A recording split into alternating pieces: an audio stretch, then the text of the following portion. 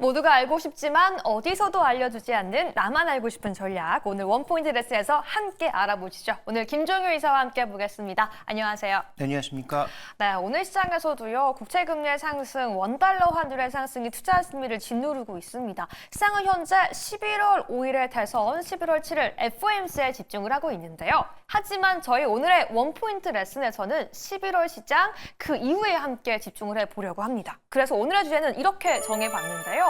이 기업들의 이익 성장률이 내년에는 더욱더 둔화될 것으로 예측되고 있는 가운데 코스피 내년 이익은 과연 어떻게 예상해 볼 수 있을까요? 이사님, 중요한 내용들 알아보기 위해서 포인트들 하나씩 열어보시죠. 네, 결국 최근 우리 시장이 상대적인 약세를 나타내고 있고요. 그와 관련돼서 트럼프, 금리 이런 부분들을 얘기해 왔는데 이익도 중요한 하나의 변수일 거예요. 그렇다면 이익 성장 둔화가 나타날 때 과연 국내 증시는 어떻게 움직였을까? 궁금하지 않습니까? 그 다음에 또 이익을 지금 내년도에도 늘어난다는 기본 가정이 있는데 여기에 변수, 가장 중요한 변수는 무엇일까라는 것을 레드 수입 관점에서 한번 살펴볼 필요가 있겠고요. 그렇다면 우리가 이런 어려운 시장에서 결국 무엇을 고를까에 대한 고민도 할 수밖에 없어서 이 세 가지를 한번 점검해 보도록 하겠습니다. 네, 결국 벌써부터 약세를 보이고 있는 시장 속에서 저의 투자 관점은 어디로 갈지까지 오늘 함께 점검해 보도록 하겠습니다. 그럼 첫 번째 의문점 함께 열어보시죠. 아니 이사님, 오늘 한화증권 리포트에 따르면요. 기업들의 이익 증가가 2025년 예측되고 있는 현 시점에서 정말로 그 해에 이익이 둔화가 된다면 반도체뿐만 아니라 대형 이 기술주까지 둔화를 보이고 낙수 효과까지 일어날 수 있다라고 하더라고요. 정말 저희 2025년 추가적인 조정까지 예측해봐야 될까요? 네, 자 오늘 나온 리포트를 하나 소개시켜 드리면서 말씀드리고 싶은 핵심은 뭐냐면 리포트의 결론은 중요하지 않습니다. 네. 원래 틀립니다. 네. 왜냐하면 그 설정되어 있는 조건 자체가 빠르게 바뀌니까 당연히 맞을 수가 없는 거예요. 네. 그래서 우리가 리포트를 볼 때 핵심 포인트는 그 리포트의 투자 아이디어가 무엇이냐, 그 다음에 그 투자 아이디어가 지금 현재 구간에서 유효하냐 정도를 판단하는 게 중요한데요.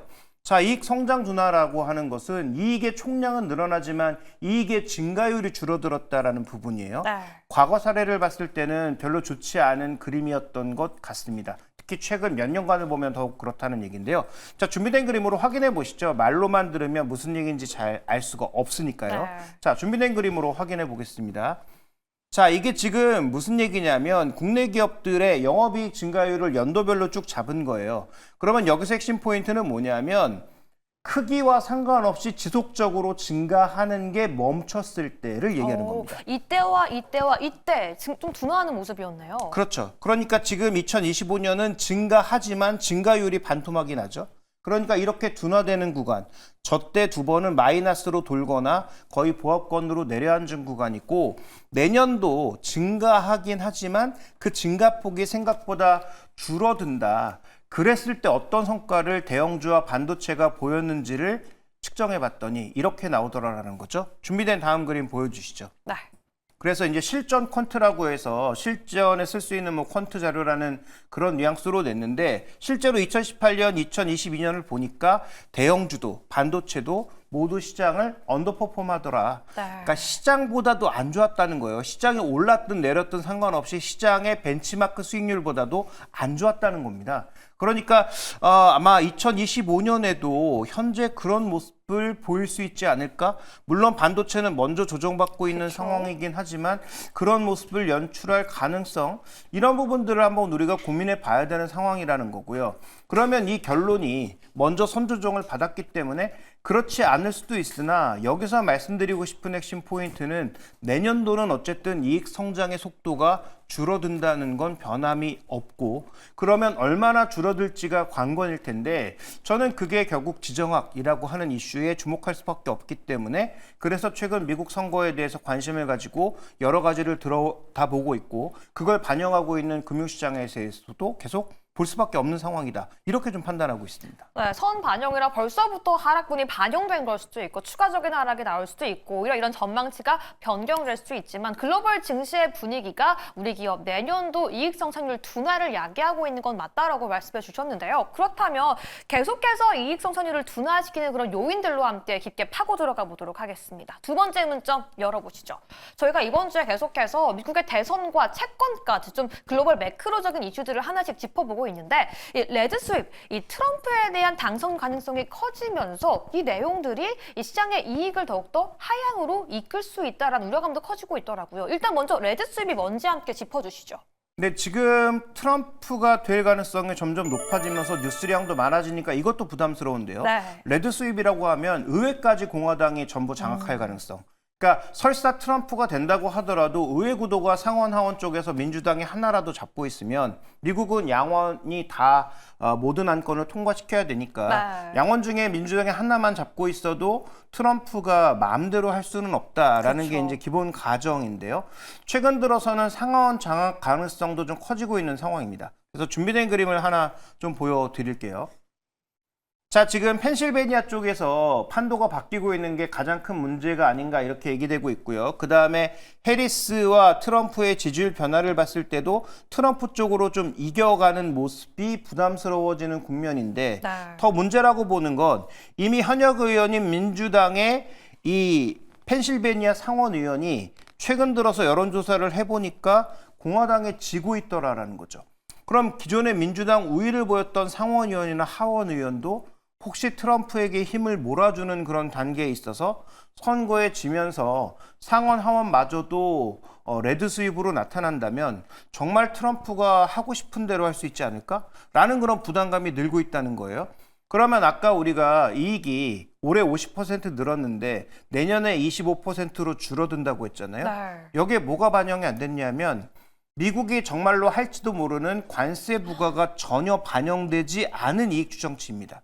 내년도에 만약에 무역 분쟁에 따라서 전 세계 교역량이 줄고 우리가 지금 주력 시장으로 올라가고 있는 미국 수출품에 대한 관세가 10%씩 부여되면 미국 물가도 올라가지만 우리나라 기업 이익의 하향도 더 나타나야 된다는 거죠. 네. 그러니까 이런 정치적 변수에 대해서는 우리가 적어도 선거가 끝날 때까지는 관심을 계속 가지고 지켜볼 수밖에 없고 이런 변수에 따라서 내년도 국내 기업 이익의 추정치가 더 하향될 가능성이 있다는 것은 반드시 염두에 두시면서 접근할 필요가 있겠습니다. 네, 결국 트럼프가 당선됐을 때 이 관세에 대한 두려움이 시장에서 이익 증가율을 더 떨어뜨릴 수 있는 요소인 것 같습니다. 아까 전에 초반 그림에서도 2025년은 2024년에 비해서 이익 증가율이 큰 폭으로 떨어지는 모습이 나왔었는데 거기에도 아직 트럼프의 당선 확실 가능성이 반영되지 않는 모습이라고 하니까 더욱더 2025년 초가 두려워지는 생각도 드는 것 같은데 사실 이 간밤에 JP모건 회장, 다이먼 회장이 이 해리스에게 지지율을 좀 표하기도 했어요. 그러면 결국 시장이 좀 어느 정도 균형이 맞춰가기 위해서는 민주당에 대한 지지율도 조금 올라와 줘야지 내년 주식시장이 긍정적일까요? 뭐 민주당이 됐을 경우에도 뭐 특별히 좋을 건 없지만 그래도 트럼프 위주로 가는 것보단 낫다라는 평가가 나오고 네. 있는 거죠. 그러니까 지금 양쪽에 누가 대통령이 되더라도 내년도 우리 기업들의 전반적인 이익 전망은 조금 험난하긴 합니다. 그래도 관세를 저렇게 부여하는 트럼프보다는 동맹과는 함께 가겠다라고 계속 자신의 의지를 피력하고 있는 해리스가 좀 더 나아 보이는 건 사실이죠. 경제적인 측면에서만 네. 놓고 보면. 그래서 그런 부분들을 우리가 좀 반영하는 과정에서 지금 트럼프의 양원 장악까지 나타날 수 있을지를 계속 한번 판단해 보는 것. 그래서 저는 최근에 미국의 금리가 급등하고 있는 건 트럼프의 당선 가능성도 부여하고 있지만 네. 양원의 어떤 그 장악 가능성도 같이 부여하고 있는 게 아닌가 좀 이런 판단을 하고 있습니다. 네, 그렇다면 이쯤에서 시청자분들은 지금 시장도 힘든데 내년도 힘들다라며 우리는 뭘 투자해야 하나, 시장에서 도망쳐야 하나라는 걱정도 커질 것 같은데요. 잠깐 기다리시길 바라겠습니다. 세 번째 의문점은요. 그래서 우리 뭘 선택하고 어디에 자산 배분을 할지 집중을 해봐야 될 것 같아요. 이사님, 저희가 어제 미국 채권을 사자라고 이야기도 했었잖아요. 뭐 금도 오른다고 하고 비트코인도 오른다고 하고 채권도 살 수 있다라고 하면 저희 지금 뭘 사야 될까요? 네, 일단 안전자산 쪽에서 채권, 단기 채권이라고 말씀드렸습니다. 중장기 네. 채권은 아니에요. 단기 채권의 일부 편입도 저는 필요하다라고 보고 있는데 증시 내에서도 상대적인 안전자산도 좀 필요하지 않을까라고 좀 보고 있는 상황입니다. 그래서 그건 뭐 금을 선택할지, 뭐 그다음 비트코인을 선택할지는 뭐 각자의 판단에 그렇죠. 따르겠지만 저라면 주식시장 내에서도 상대적으로는 조금 이런 이슈에서 벗어나 있는 종목군들의 선택이 필요하지 않나라는 판단이고요. 지난주 월요일 날 어떤 부분을 말씀드렸죠? 3분기 기업이익의 최대 포인트는 결국 비용 통제다라고 말씀을 드렸고 이런 쪽이 지금 물류비가 늘어서 문제가 되고 있다면 그런 쪽에서 자유로운 종목군들을 좀 고를 필요도 있겠다라는 관점에서 뭐 컨텐츠 뭐 이런 종목군들을 말씀을 드렸는데요. 자, 그러면 준비된 그림을 하나 보시면 자, 우리 시장이 올해 들어서 유독 네. 배당주의 상대 강도가 높아지고 있는 상황입니다. 오, 그러네요. 네, 성장주 중에서는 거의 유일하게 제약바이오 정도가 좀 올라가고 있는 상황이고 제약바이오 정도를 제외한다면 상대적으로 고배당을 주는 종목군들의 상대 강도가 시장의 벤치마크 대비해서 엄청나게 높은 상황이에요. 자, 올해 이랬으니까 내년에도 이럴 것이다는 아니지만 네. 만약에 이런 불안감이 있다면 내년도도 투자함에 있어서 적어도 안전마진이 확보될 수 있는 뭐 고배당주에 대한 수급은 쉽게 빠지지 않을 것 같고요. 그 다음에 이런 고배당을 줄 수 있는 종목군들의 핵심은 뭡니까? 내수주이면서 이익 변동성이 비교적 적은 종목군들이 많죠. 그러니까 그런 종목군들이 내년도에도 이익의 변동 가능성이 적기 때문에 이런 종목군들에 꾸준하게 투자할 수 있다라는 거죠. 대표적으로 뭐 종목을 본다면 뭐 최근에 통신주가 왜 강세를 보여주고 네. 있는지, KTNG가 왜 강세를 보여주고 있는지, 제약바이오 내에서도 상대적으로 실물을 수출입하는 종목이 아닌 기술 이전할 수 있는, 특허 네. 같은 것들을 파는 이런 기업들이 왜 초강세를 보여주고 있는지를 한번 생각해 본다면 그런 부분에 한번 아이디어를 얻을 수 있을 것 같고 아까 잠깐 말씀드렸던 소위 컨텐츠, 음원, 네. IP 이런 걸 파는 기업들은 실제로 말씀드렸던 그런 비용 이슈라든지 관세 이슈에서는 조금 벗어나 있는 상황이잖아요. 그래서 이런 종목군들이 상대적인 우위를 보일 가능성이 있다 보니 그쪽에서 이익이 내년에 개선되는 종목군들을 한번 찾아보시는 것도 도움이 될 것 같고 그 다음에 내년도에 업종별로 봤을 때 이익이 가장 드라마틱하게 올라올 것으로 현재 예상하고 있는 업종은 화학업종입니다. 화학이요? 대신 화학업종은 네. 워낙 안 좋은 상황에서 올라오는 거기 때문에 아마 뭐 2분 정도로 올라오거나 마진율이 굉장히 낮을 수 있습니다.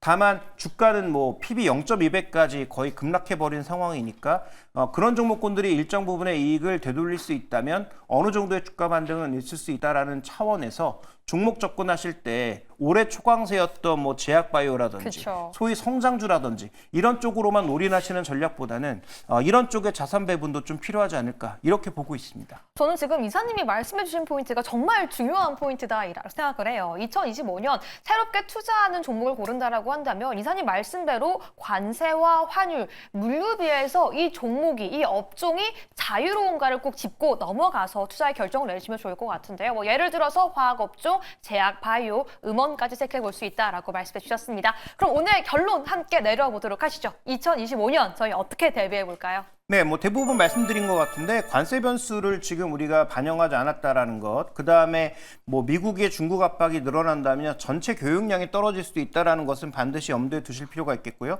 그렇게 본다면 접근은 턴어라운드나 방어주 쪽도 일부 편입하시는 걸 고려해 봐야 된다.